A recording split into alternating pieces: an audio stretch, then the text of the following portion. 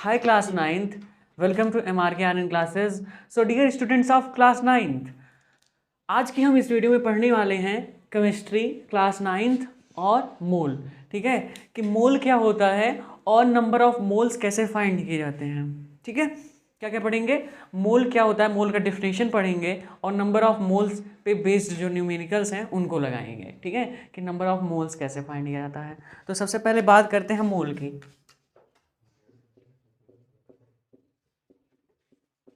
चलिए, मोल क्या होता है, तो इसका एक डिफिनेशन है वो आप लोगों को लिखना होगा कि द मोल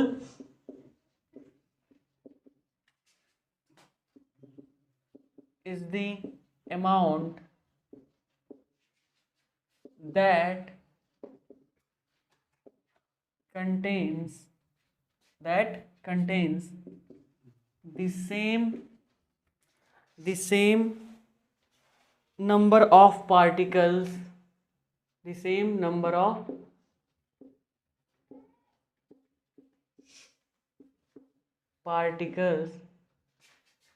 that, ठीक है, the same number of particles as there are atoms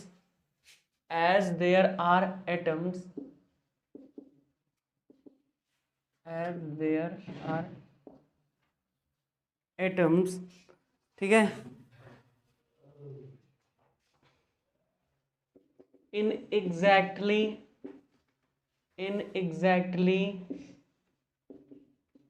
12 gram of 12 gram of carbon. ये लिख लेना डेफिनेशन आपको, कार्बन 12।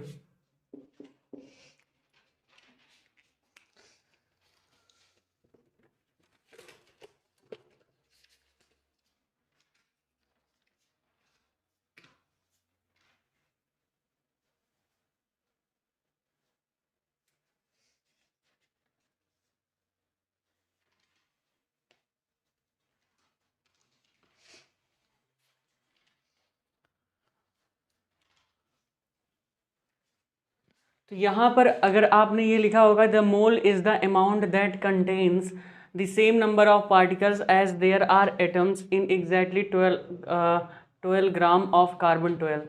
देखिए कार्बन 12 क्या है, आपको मैं पहले ये बता देता हूँ कि कार्बन 12 क्या है। देखिए कार्बन के 3 आइसोटोप्स होते हैं। ठीक है, कार्बन के कितने आइसोटोप्स होते हैं?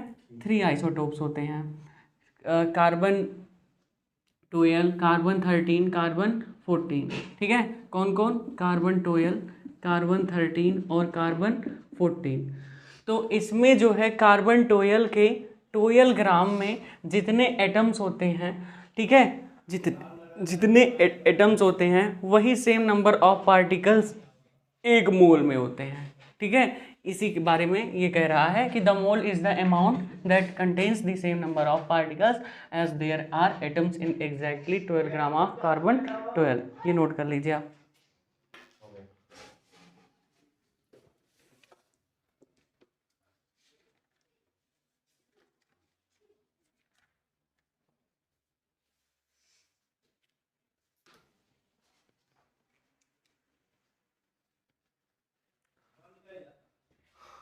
अब जो है अगर हम बात करते हैं कि 12 ग्राम में आखिर कितने होते हैं एटम्स।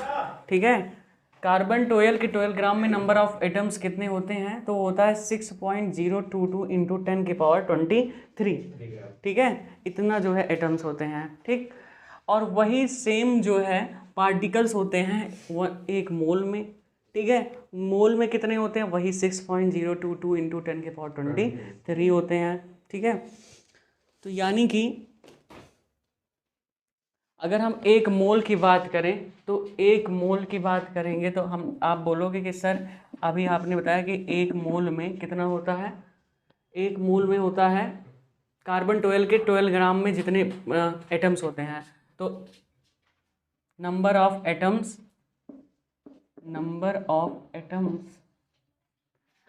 ठीक, नंबर ऑफ एटम्स, यहाँ पे मैं एक चीज़ लिख देता हूँ, isotopes of carbon, isotopes of carbon, ये है कार्बन 12, कार्बन 13, कार्बन 14। तो कार्बन 12 के 12 ग्राम में, ठीक है, जितने नंबर ऑफ एटम्स होते हैं वही ठीक 1 मोल में होते हैं। तो 1 मोल नंबर ऑफ एटम्स, ठीक है, number of atoms in 12 gram of carbon 12, ठीक है। ये क्या होगा, 1 मोल में होगा number of atoms in 12 gram of carbon 12। तो आखिर ये होता कितना है, ये होता है 1 मोल 6.022 इंटू 10⁻23 पार्टिकल्स, ये इतने होते हैं। तो 1 मोल में कितने पार्टिकल्स होते हैं, 6.022 इंटू 10⁻23 पार्टिकल्स होते हैं। इसको नोट कर लीजिए आप।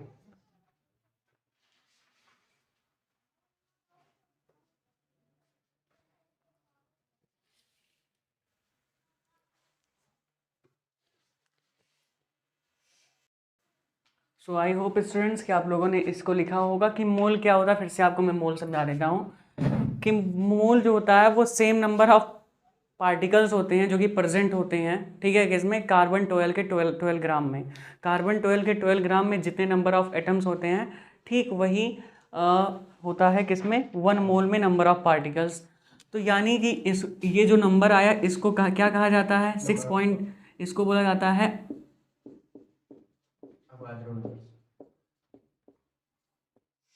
ये कहा जाता है अवगाद्रो नंबर। ये जो 6.022 इंटू 10⁻23 आया इसको क्या बोला जाता है, अवगाद्रो नंबर। इसको आपको लिख लेना है, ठीक है।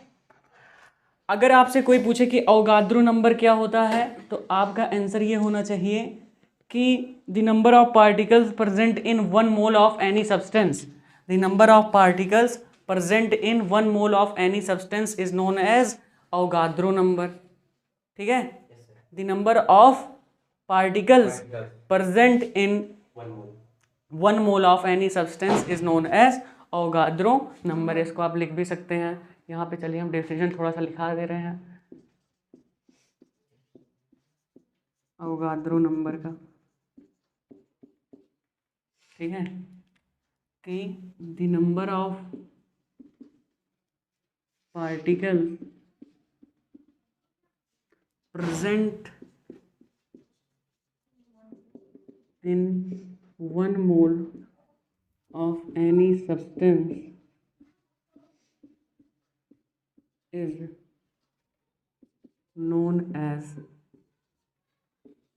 Avogadro number. इसको जल्दी से आप लिख लीजिए और इसको रिप्रेजेंट कैसे किया जाता है स्टूडेंट्स, इसको N0 से, ठीक है, it is represented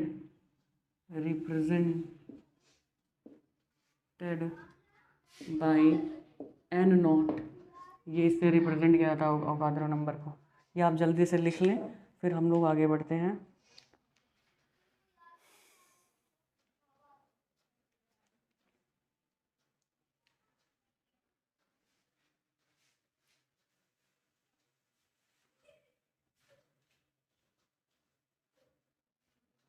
so I hope students कि आप लोगों ने इसको कर लिया होगा। चलिए फिर अब हम लोग मेन अपने न्यूमेरिकल के ओर बढ़ते हैं जिसमें हमें नंबर ऑफ़ मोल्स फाइंड करना है। नंबर ऑफ़ मोल्स को निकालने का तरीका सीखना है, कैसे निकाला जाता है, ठीक है। तो चलिए इसको करते हैं, रीच कर दे बेटा।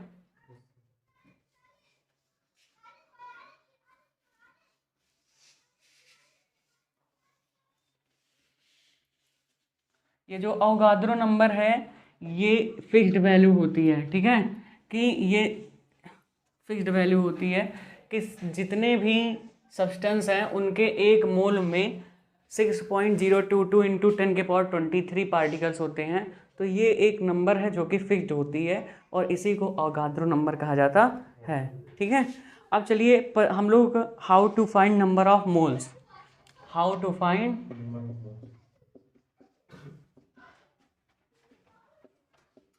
नंबर ऑफ मोल्स,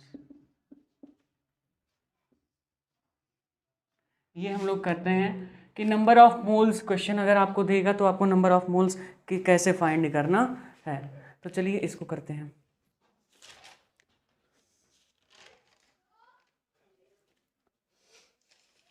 सपोज करिए कि आपको एक क्वेश्चन दिया है और क्वेश्चन ये दिया गया है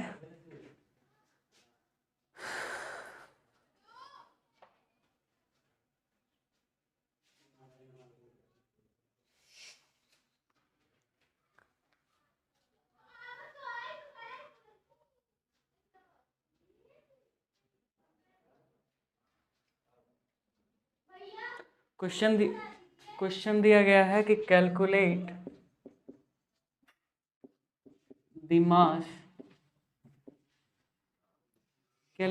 the mass of the following, और उसमें ए वाला लिखा हुआ है कि 0.5 मोल ऑफ N2 गैस, ठीक है। ठीक, आपको ये क्वेश्चन दिया गया है, करना क्या है आपको मास निकालना है, लेकिन उसमें नंबर ऑफ मोल्स दिए गए हैं। नंबर ऑफ मोल्स क्या दिए गए हैं? 0.5 मोल। याद रखिएगा, नंबर ऑफ मोल्स का जो यूनिट होता है क्या होता है? मोल होता है। तो अगर ये 0.5 मोल आपने यूनिट देख लिया, इसका मतलब नंबर ऑफ मोल्स दिया गया है, ठीक है। आपको निकालना क्या है? आपको निकालना है मास निकालना है। क्या निकालना है? मास निकालना है आपको। तो आपको हम फॉर्मूला बता देते हैं, ये है कि नंबर ऑफ मोल्स, जब आपको नंबर ऑफ मोल्स के दो फॉर्मूले हैं, उसको याद रखिएगा। जब नंबर ऑफ मोल्स फाइंड करना हो आपको, ठीक है, तो रिक्वायर्ड मास यानी कि जो मास अगर गिवन रहेगा तो गिवन मास, लेकिन अगर पता करना रहेगा तो यहाँ पे आप रिक्वायर्ड मास लिखोगे और नीचे लिख दोगे, ठीक है, divided by molecular mass. Molecular mass मतलब एटॉमिक मास। यहाँ पे मॉलिक्यूलर मास लिख सकते हो या फिर क्या लिख सकते हो? एटॉमिक मास लिख सकते हो, ठीक है। अब नाइट्रोजन का मॉलिक्यूलर मास कितना होता है? नाइट्रोजन, अगर आप नाइट्रोजन का देखो तो मॉलिक्यूलर मास उसका होता है 14, लेकिन यहाँ पे N2 है, यानी कि नाइट्रोजन के कितने एटम है? 2 एटम है, इसलिए नाइट्रोजन का यहाँ पे जो मॉलिक्यूलर मास हो जाएगा वो कितना हो जाएगा? 28 हो जाएगा। और रिक्वायर्ड मास यानी कि हमें ये पता करना है, तो इसको स्मॉल m से लिखते हैं और इसको जो है कैपिटल M से लिखते हैं और इसको स्मॉल n से लिखते हैं। और नंबर ऑफ मोल्स आपको दिया गया है कितना? 0.5, तो आप यहाँ पे 0.5 लिख लें। कैसे पता कि नंबर ऑफ मोल्स दिया गया है? क्योंकि नंबर ऑफ मोल्स का जो यूनिट होता है वो मोल होता है, आपने 0.5 रखा। आपको क्या पता करना है? रिक्वायर्ड मास पता करना है। मॉलिक्यूलर मास आपको पता नहीं, तो नाइट्रोजन का मॉलिक्यूलर मास कितना होता है? 14, लेकिन यहाँ पे नाइट्रोजन के 2 एटम है, इसलिए यहाँ पे क्या लिखोगे? 28। और फिर अगला स्टेप लिखोगे तो small m is equal to 0.5 into 28 और मल्टीप्लाई करोगे तो कितना आ जाएगा? 14। और 14 क्या आ गया? ये number of mole, number of moles नहीं, ये आ गए क्या? m की वैल्यू। m क्या है यहाँ पे? रिक्वायर्ड मास। हमें रिक्वायर्ड मास पता करना था। इसने क्या बोला था? Calculate the mass. मास आ गया कि नहीं आ गया? और ये कैसे आया आप लोग देख सकते हो, इसको नोट कर लो।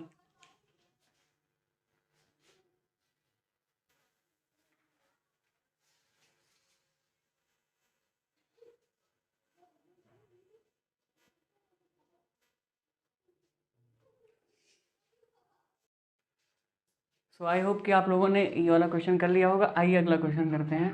अब की बार आपका जो है इस तरीके से अगर दिया जाता है, आपको ये फॉर्मूला याद रखना है कि required mass divided by molecular mass, ये नंबर ऑफ मोल्स निकालने का तरीका है, ठीक है।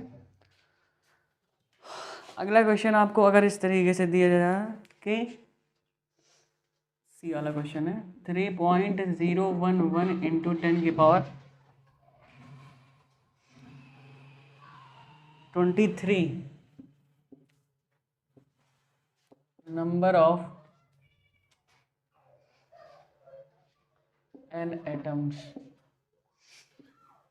ये दे दिया जाता है और आपको मास पता करना है, क्या करना है आपको, मास फाइंड करना है। ये दे दिया गया, अगर ये दे दिया गया तो आप यहाँ से क्या कुछ चीज़ क्लैरिफाई कर सकते हो, और कर सकते हो तो क्या कर सकते हो। अगर यहाँ से कुछ क्लैरिफाई आप लोगों को हो रहा है, अगर हो रहा है तो वो चीज़ क्या है।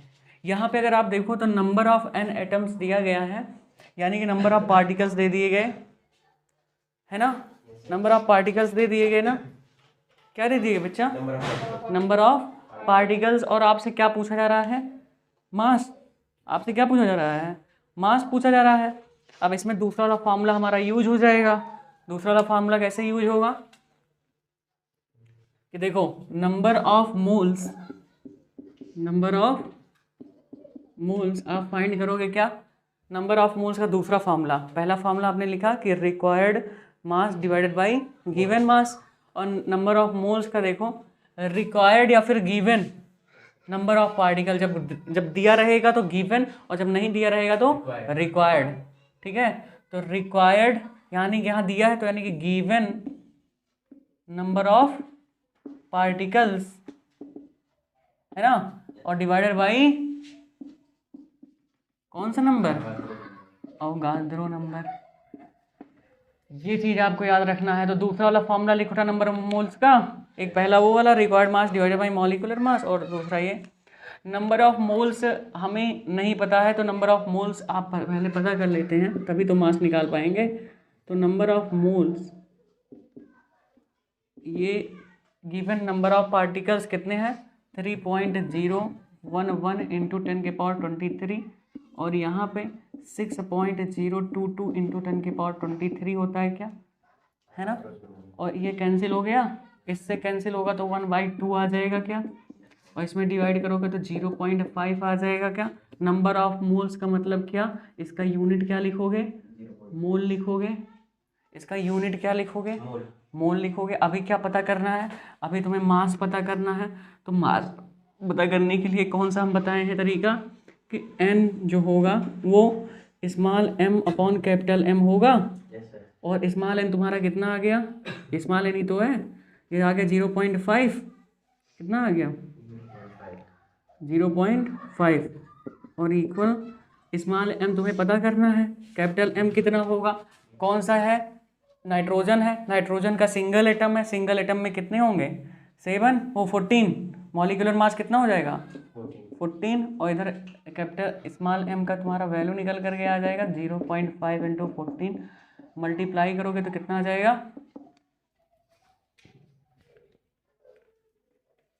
मल्टीप्लाई जैसे ही करोगे तो तुम्हारा 7.0 ग्राम आ जाएगा कि नहीं आ जाएगा, निकल के आ गया कि नहीं आ गया, नोट कर लो।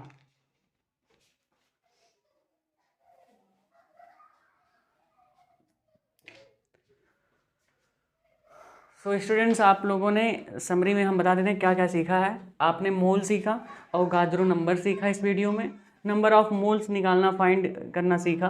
ठीक है, 2 फार्मूले सीखे, एक नंबर ऑफ मोल्स जो होता है वो required mass divided by molecular mass, और एक नंबर ऑफ मोल्स होता है जब given number of particles divided by Avogadro number.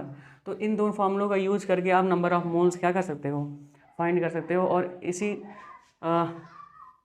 इसी तरीके से आपके क्वेश्चन पेपर में पूछे जाएंगे न्यूमेरिकल्स पे जो बेस्ड होंगे। ठीक है, तो वीडियो को यहीं पर हम लोग एंड करते हैं, और आगे के टॉपिक कल की वीडियो में आगे की टॉपिक को लेकर आएंगे। Thank you for watching this video. जय हिंद, जय भारत।